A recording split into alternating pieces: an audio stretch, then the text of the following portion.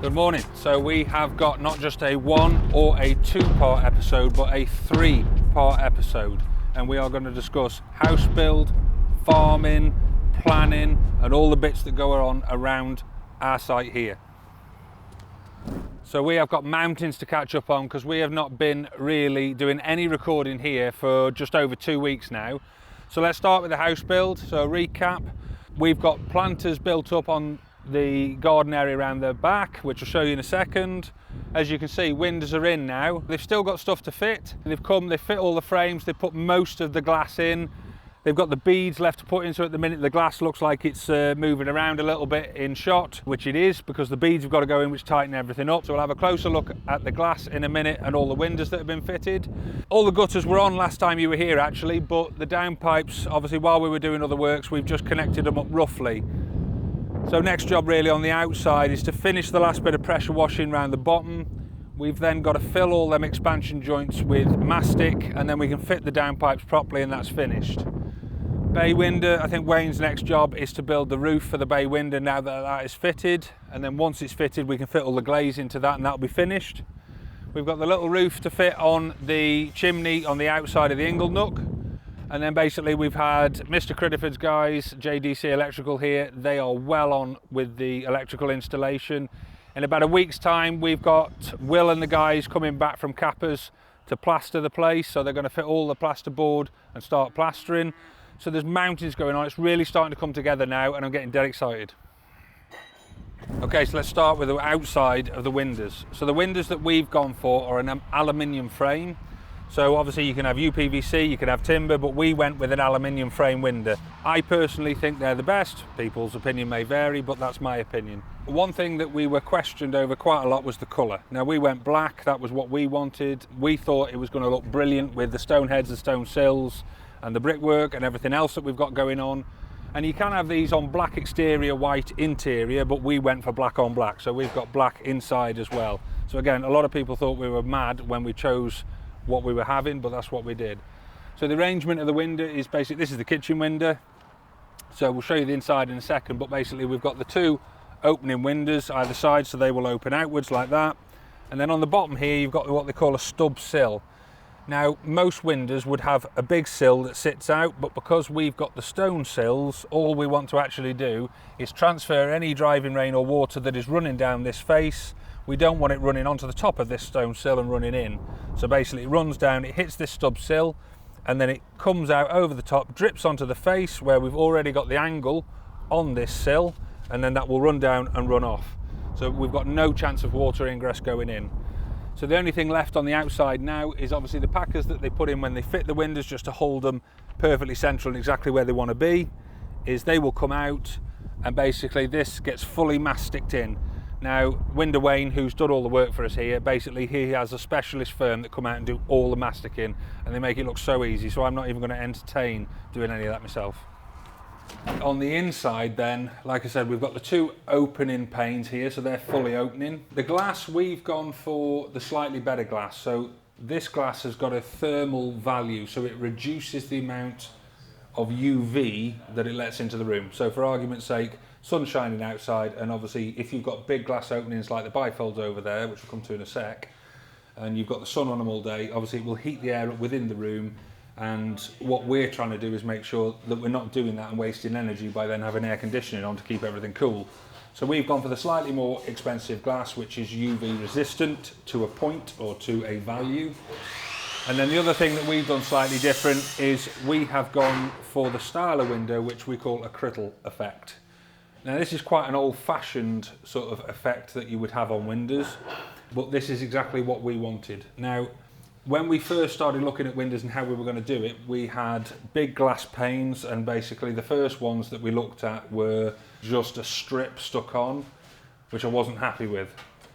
The second ones was then a strip stuck on the outside with a strip hanging sort of loose, flapping around in the middle. So I didn't like that either. So what we've gone for is what they call a full-blown transom. Transom. So yeah, the transom, and what that basically means is when the window itself is formed in the outside pieces of aluminium, this cross section in the middle is a full-blown piece of aluminium separating, instead of one piece of glass for the whole thing, it's now 4 separate panes of glass. It has made it more of an expensive job to do the windows like that, but ultimately it looks the absolute bomb. I can't describe how happy I am with the finished product. So we've gone with the crittle effect here, and then we've gone with a slightly different effect on the bifolds. So instead of having the full-blown crittle effect like we've had on the windows, they would have looked too busy. So we've just split these into 3 panes of glass, so 2 transom pieces, 3 panes of glass, and I think it looks the part for doing so. So obviously we've done this on here, we've done exactly the same on the French doors on the side of the garage, so they look the part from the patio side. I can't open these have only just been fitted and they've been expanding foam, not just from an insulation point of view, but also from like an air pressure test when we come to do that. What will happen is that handle there, we open these, they will fold out, so that bit goes out, that folds too.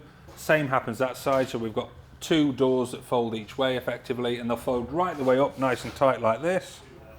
And then when they're folded up and they're out, it gives you roughly a 3.4 or 3.5 metre opening. Plan is once they're opened up, if you had some form of a garden party or something like that, especially with having the level threshold, which is, I want the patio to be pretty much the same height as what the inside floor of the house is, that's going to feel like one big open plan living area, even though you're outside. So that'd be great.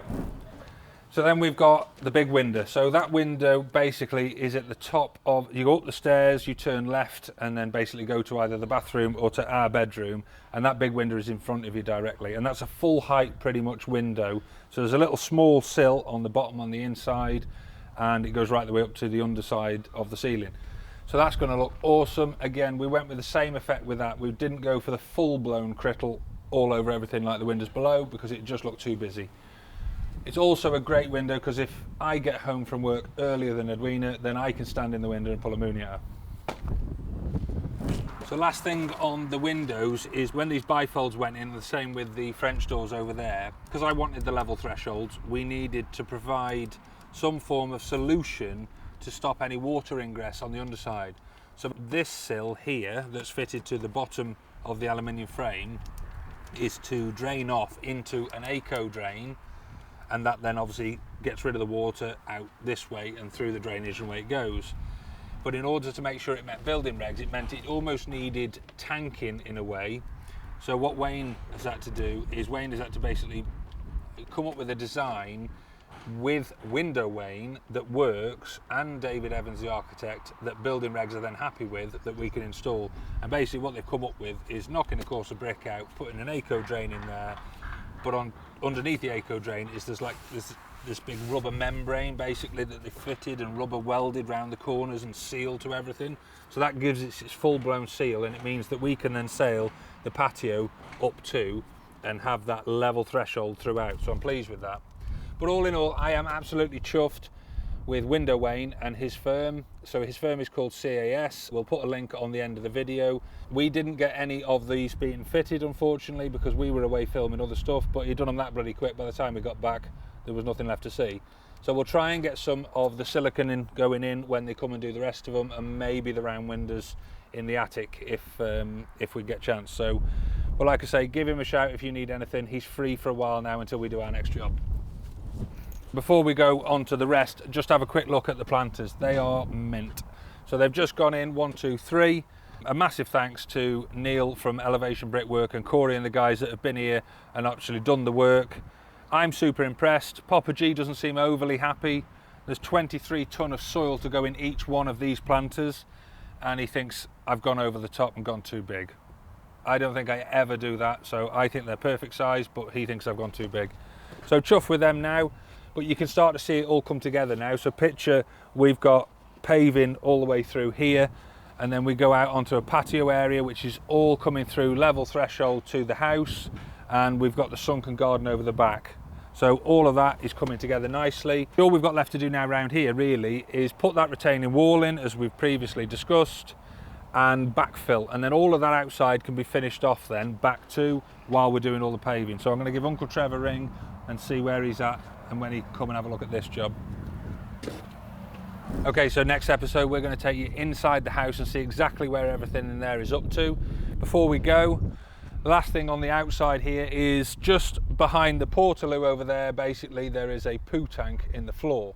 That poo tank was set there to service the temporary dwelling that we live in, and I thought it was in the right place, obviously, to connect the main house up to. As it turns out, I've put it A, too high, and B, it's in the wrong place of other bits that I've got planned to go on up here. So I'm going on holiday in a week or two, and I think the best timing to move that poo tank is while I'm away. So I'm going to leave that one away, because obviously there's no one in the house, so it might as well be done at that point, and we can dig up this yard, bring all the drainage across, connect everything in one fell swoop. So I think that's a great job to be done while I'm not here. So if you like what you've seen, hit subscribe, ring the bell, and we'll catch you next time. Cheers.